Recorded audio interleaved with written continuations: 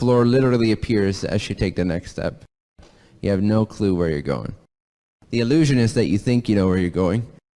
And the problem is that oftentimes you're right with a lot of the elements in your life, and that life has become predictable and boring, and therefore all your creative energy goes towards what's not possible and creating problems where there don't need to be problems if you spend more space and time in just not knowing and just living from the now in the freshness of the adventure of the calling, and placing a step and placing a step and placing a step and placing a step, and allowing the steps to show you what's most exciting.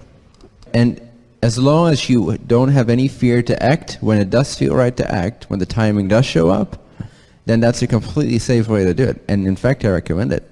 And then you learn, over time, you learn to completely trust that, to the point where you know that if you try hard to make it work, when it's not in flow, when it's not just the timing isn't showing up, you're actually creating problems and detours where if you just waited one more day or 2 more weeks or whatever, it just showed up on its own, it was the perfect timing, and you didn't need all the time and resources you thought you needed to create it, right? Whereas if you then start creating it prematurely, you do need all that time and resources to create it.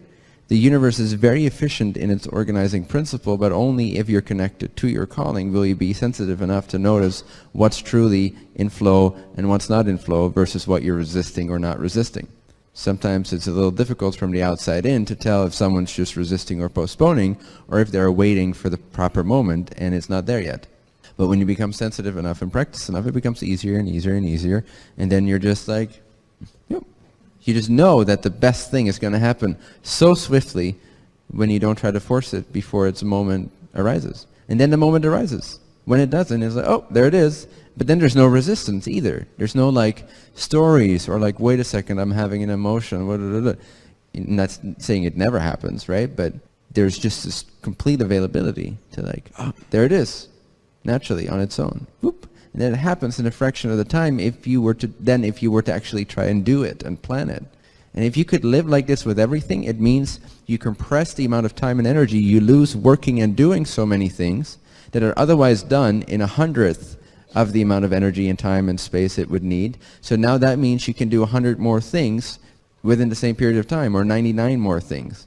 With the same amount of energy, you can create 100 times as much, so to speak, because you're trusting in the timing of things. But this requires that you're free of resistance. And this requires that you have a positive relationship, and it's possible relationship with uncertainty, which means that you need to have a positive, conscious relationship to your calling, or to who you are, what you are. Come from that state of being and be confident in it. I want to just underline that, the importance of not associating, or it can be associated but not mistaken, your calling and your identity, your mission, your purpose, whatever it is, with the vehicle that you choose to express it through. So it's very tempting, especially if you're new to being able to recognize what your calling is and being able to come from that state of being no matter what. When that's still kind of novel to you and you're somewhat wobbly at it, but you're getting better at it, and you start getting like a vision that comes from that connection to that calling.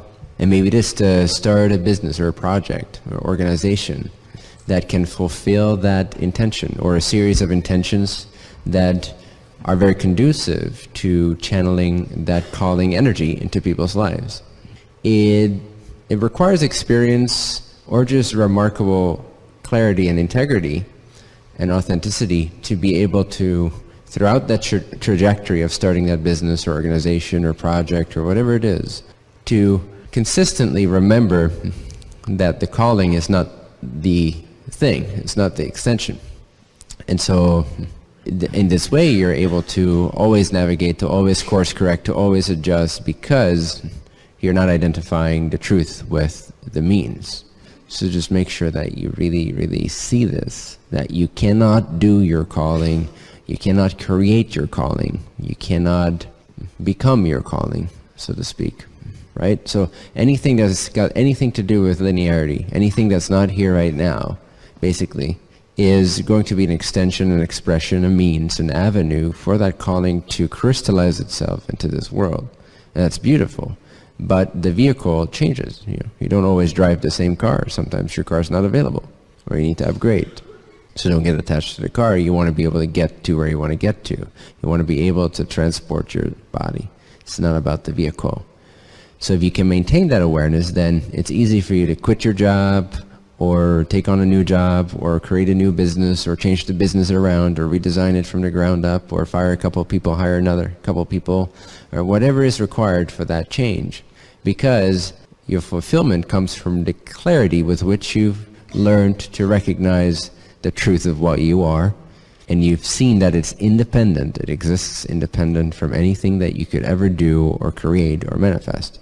Now, the more you start manifesting and seeing the distinction between your calling and your manifestation of the calling, which is beautiful. There's no separation there, but the calling, it supersedes. The calling is far superior to any one of its manifestations. It can be housed in all kinds of different bodies, right? And that is what's happening. The calling actually is universal. It just has different flavors depending on the blueprint of that individual lifetime. And so it's housed, the one calling, if you will, is already housed in an infinite amount of bodies. And so the same goes on a smaller micro scale, is you are able to house your calling, your portion of that calling, into all kinds of different avenues and vehicles. So keep that flexibility. Always recognize that ultimately no circumstance, that you are not dependent on any circumstance. Since we understand the power of environment upon the unconscious mind of every human being on this world, now that we're aware of that, it is our responsibility to also alter the environment as one of the means in which we get to inspire humanity. So those prototypes are excellent examples of what works, what doesn't work, optimize it, and bring that out into humanity until every city is designed that way. Right? Until every social structure is designed that way, so that everyone that gets born into the civilization is naturally focused on what is possible.